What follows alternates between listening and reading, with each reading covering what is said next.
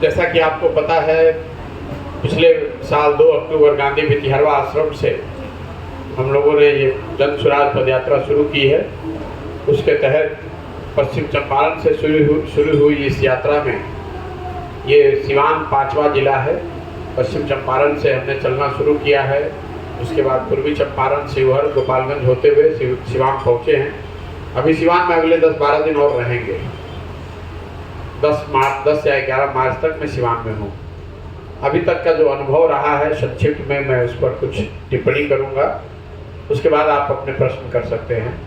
अभी तक जो हम लोगों ने देखा, समझा, लोगों से सुना, उसके हिसाब से बिहार में बेरोजगारी और पलायन लोगों की नज़र में सबसे बड़ी समस्या है।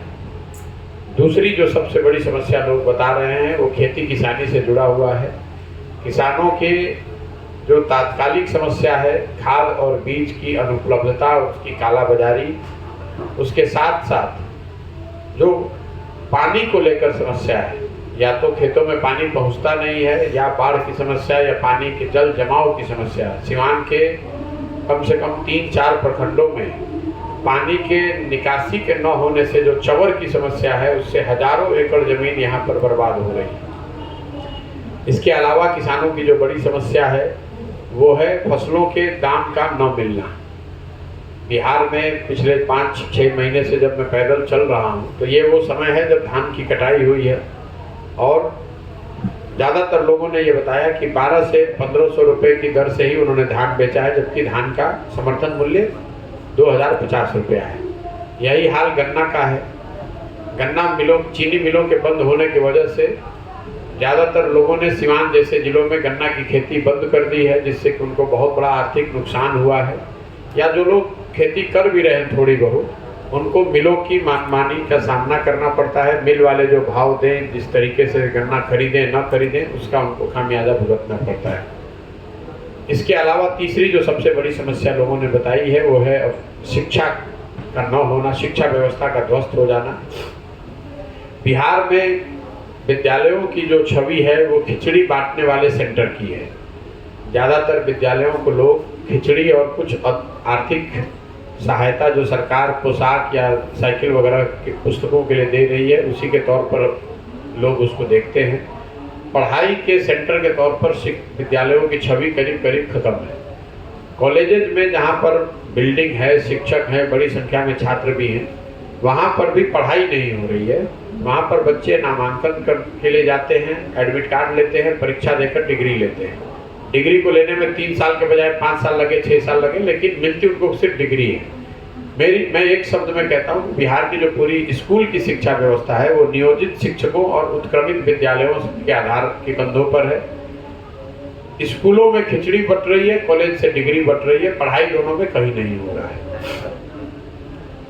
इन तीनों के बाद 3 जो बड़ी समस्या मूलभूत है। इसके अलावा जो लोग 4 जो सेंट्रल गवर्नमेंट की स्कीम है उसकी ज़मीनी हकीकत ये है, सबसे बड़ी योजना सरकार की चल रही है वो है अनाज की योजना, प्रधानमंत्री गरीब कल्याण योजना। तो पूरे बिहार में 5 किलो के बजाय लाभार्थियों को 4 किलो अनाज ही मिल रहा है। इसकी वजह यह है कि हर क्विंटल पे 40 रुपये प्रति क्विंटल के दर से व्यवस्थित तरीके से पीसी काटा जाता है, जो जनप्रतिनिधियों और अधिकारियों के बीच में हर महीने बांटा जाता है। इसी वजह से लाभार्थियों को 5 किलो नहीं बल्कि 4 किलो अनाज ही प्रधानमंत्री गरीब कल्याण योजना में मिल पा रहा है। दूसरी योजना है जिसकी बड़ी चर्चा होती है वो है स्वच्छ भारत अभियान। स्वच्छ भारत अभियान की पेपर पर ODF स्टेटस होने के बाद भी बिहार में आज खुले में शौच करीब करीब हर गांव की सच्चाई है। और सिवान में स्थिति मुझे लगता है कि जो मैं 5 जिले गया हूं उसमें सबसे खराब पश्चिम चंपारण में दिखा, उसके बाद दूसरा सबसे खराब मुझे सिवान में दिख रहा है। गोपालगंज और पूर्वी चंपारण में स्थिति थोड़ी इससे बेहतर है। सिवान में हर गांव के बाहर खुले में शौच बिल्कुल हर गांव की सच्चाई है। बिना गमछा नाक पर बांधे हुए आप किसी गांव से निकल नहीं सकते हैं। लोग बताते हैं कि शौचालयों के बनाने की इस योजना में व्यवस्थित तरीके से हर शौचालय पर 2000 से 4000 रुपया घूस लिया गया है। पैसे ले लिए गए, लाभार्थियों को 12000 रुपये दिया गया। शौचालय बना कि नहीं, उसका उपयोग हो रहा है कि नहीं, इसकी चिंता किसी ने नहीं की है। तीसरी बड़ी योजना है आवास योजना, जिसको पहले इंदिरा आवास योजना कहते थे, अभी प्रधानमंत्री आवास योजना कहते हैं। ज़्यादातर लाभार्थी गाँव में आज भी इंदिरा आवास योजना वाले ही हैं, उनकी संख्या ज़्यादा है। जिनको पीछे 25, 30, 40 सालों में कभी 20,000, 25,000, 30,000 रुपये मिला है। प्रधानमंत्री आवास योजना जो आजकल चल रही है, जिसमें लाभार्थियों को 1,40,000 रुपये प्रति घर मिलना है, उसमें सभी लोगों ने बताया कि कम से कम 20-25,000 रुपये और ज़्यादा से ज़्यादा 35 से 40,000 रुपये, मतलब 20,000 से 40,000 रुपया लोगों को घूस के तौर पर देना पड़ता है, तभी वो उनको प्रधानमंत्री आवास योजना का लाभ मिल सकता है। उसमें नाम सूचीबद्ध करने से लेकर अंतिम किस्त जारी करने तक 3 किस्तों में जो 40,000 रुपये जमा जो रिलीज होता है, ये सारा पैसा व्यवस्थित तरीके से हर किस्त में काटा जाता है। चौथी एक योजना जो सेंट्रल गवर्नमेंट की है, जिसको लेकर मुझे आश्चर्य हुआ, वो है मनरेगा। मेरी अपनी समझ ये थी यात्रा से पहले कि मैं गांव में जाऊंगा तो मनरेगा से जुड़े हुए कार्य या मनरेगा में काम करते हुए मजदूर बड़ी संख्या में मिलेंगे, क्योंकि बिहार में जितने 60% लोग भूमिहीन हैं, इतनी बड़ी संख्या में लोग मजदूरी के लिए पलायन करते हैं, तो मुझे ऐसा लगता था कि मनरेगा हर जगह मुझे दिखेगा। लेकिन ये आश्चर्य की बात है कि मनरेगा जमीन पर कहीं नहीं है। आंकड़ों से भी अगर आप देखेंगे तो बिहार का मनरेगा का यूटिलाइजेशन जो है पिछले वित्तीय वर्ष में वो 40% रहा है। मतलब अगर बिहार में 10,000 करोड़ रुपया मनरेगा के लिए आ सकता था, तो सिर्फ 3900 करोड़ रुपया ही केंद्र से लिया गया। 6,000 करोड़ रुपया हम लोगों ने दिल्ली में ही सरेंडर कर दिया। जो 40% का यूटिलाइजेशन है, 4,000 करोड़ रुपया आया, उसमें भी मनरेगा में जो पीसी का दर है वो 40 से 50% लोग बताते हैं। सबसे ज़्यादा पीसी का दर मनरेगा में है। 40 से 50% के दर से मनरेगा में पीसी काटा जाता है। इसका अगर आप टोटल देखिएगा तो इसका असर ये है कि पिछले साल अगर बिहार के भूमिहीन गरीब लोगों को 10,000 करोड़ का मनरेगा में लाभ मिलना चाहिए था, तो उसके मुकाबले 6,000 करोड़ आया ही नहीं, और जो पैसा आया उसमें 40-50% पीसी कट गया, तो उनको कुल 2,500-2,400 करोड़ रुपये का ही लाभ मिल पाया। ये 4 जो बड़ी सेंट्रल गवर्नमेंट की स्कीम है। इसके अलावा जो राज्य सरकार की योजनाएं हैं, 7 निश्चय योजना के तहत जो सबसे बड़ी योजना थी, वो बेरोजगारों को हर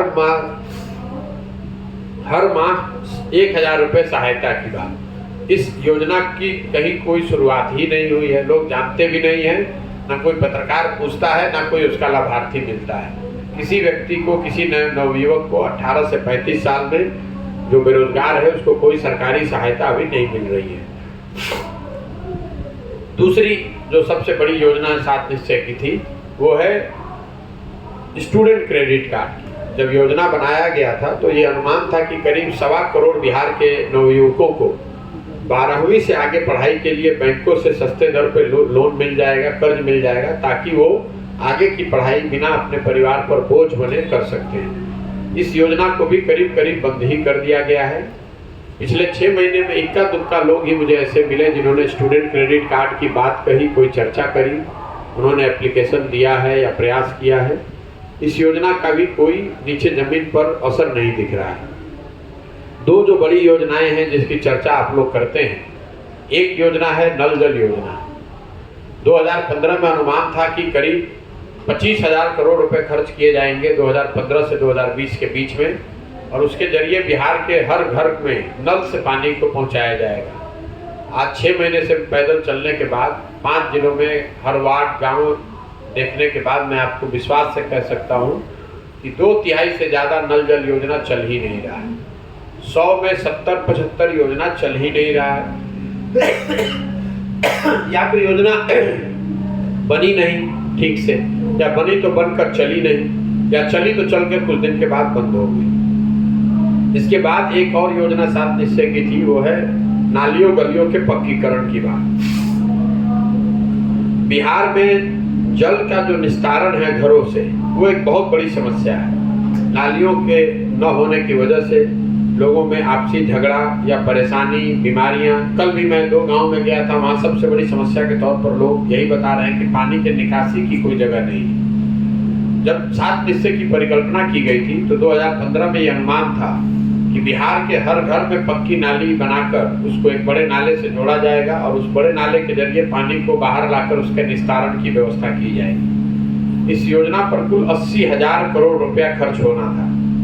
अभी 6 महीने से जब मैं पैदल चल रहा हूँ तो मैंने जो देखा, घरों से नालियों की कोई व्यवस्था पक्कीकरण की नहीं की गई है। सड़कों के किनारे कई गाँवों में, कुछ गाँवों में बड़े नाले बनाए जरूर गए हैं, लेकिन इन नालों को घरों के नालियों से जोड़ा नहीं गया है और इन नालों में जो पानी आ रहा है, इस पानी को निकालकर निस्तारण की व्यवस्था नहीं की गई है। इसी वजह से ज़्यादातर ये जो नाले हैं वो गंदगी का ढेर या कूड़ा करकट का अंबार बन गए हैं, उससे पानी निस्तारण का काम नहीं हो रहा है। तो ये जो सरकार की 7 निश्चय की योजना है, इसकी बात मैंने करी। इसके अलावा स्वास्थ्य व्यवस्थाओं पर मैं कोई टिप्पणी नहीं करना चाहता हूँ, क्योंकि अगर कोई व्यवस्था हो तो आप बताएं कि वो अच्छा है या खराब है। बिहार में स्वास्थ्य व्यवस्था का गांव पंचायत के स्तर पर हालत ये है कि वो है ही नहीं। पूरी तरीके से स्वास्थ्य व्यवस्था ग्रामीण चिकित्सकों के कंधों पर है या प्राइवेट जो सर्विस प्रोवाइडर है उनके पास है। कहीं पर कोई सब सेंटर PHC जो गांव, शहर, पंचायत, कस्बों या पंचायत के लिए जिसकी परिकल्पना है, मुझे अभी तक कोई भी सब सेंटर या प्राइमरी हेल्थ सेंटर ऐसा नहीं मिला जहां डॉक्टर बैठे हो, मरीजों की भीड़ हो, जहां दवा बट रहा हो, दवा लिखा जा रहा है, इलाज हो रहा है। ऐसी व्यवस्था मुझे कहीं अभी तक दिखी नहीं है। मैं अनुमंडल और जिलों के अस्पताल में गया नहीं हूँ, इसलिए उस पर मैं टिप्पणी नहीं कर सकता। लेकिन गांव और पंचायत और ब्लॉक के स्तर पर जो सरकारी अस्पताल हैं वो बिल्कुल कहीं है ही नहीं, इसलिए उस पर टिप्पणी करना ही बेकार है। पूरी पदयात्रा के दौरान सबसे ज़्यादा सुने जाने वाले जो शब्द हैं वो 3 हैं। पहला है अफसरशाही, दूसरा है भ्रष्टाचार, तीसरा है PC। तो हर व्यक्ति जो मिलता है वो अफसरशाही से परेशान जनता, चाहे आप गरीब आदमी हैं, रसूख वाले हैं, जनप्रतिनिधि हैं, जो भी व्यक्ति मिलता है वो अफसरशाही और अफसरशाही से होने वाली परेशानियों की बात करता है। दूसरा भ्रष्टाचार, हर व्यक्ति जो मिलता है वो बताता है कि बिना भ्रष्टाचार के, बिना घूस दिए हुए कोई भी ऐसी सरकारी कार्यालय नहीं है जिसमें कि कोई काम हो सके। चाहे वो ज़मीन का दाखिल खारिज हो, पासपोर्ट का वेरिफिकेशन हो, या आपको राशन कार्ड के लिए कार्ड बनाना हो या आधार कार्ड बनाना हो, कोई भी व्यवस्था सरकार की, या थाने में FIR करना हो, कोई व्यवस्था ऐसी नहीं है लोगों की नज़र में जहां बिना पैसा दिए हुए काम हो सकता है। और तीसरा है PC। ये शब्द मैं पिछले 4-5 साल पहले जब मैं बिहार आया था तो इतना नहीं सुनता था। अभी ये जो PC है, जो एक तरह से दलाली का नया नाम है बिहार में। सरकार के सभी योजनाओं में, चाहे वो केंद्र सरकार की योजना हो या राज्य सरकार की योजना हो, कोई भी योजना है, हर योजना में व्यवस्थित तरीके से PC के काटे जाने का की एक परिकल्पना है, उसकी एक व्यवस्था है। हर योजना में 20% से 40% PC कटता है और जो लोग भी उसमें शामिल हैं, जनप्रतिनिधि हो, अफसर हो, वो मिलकर उसका बंदरबाट करते हैं। कुल मिला जुला कर अभी तक का जो मेरा अनुभव रहा है, लोगों को मन में इस सरकार को लेकर या तो उदासीनता है या गुस्सा है।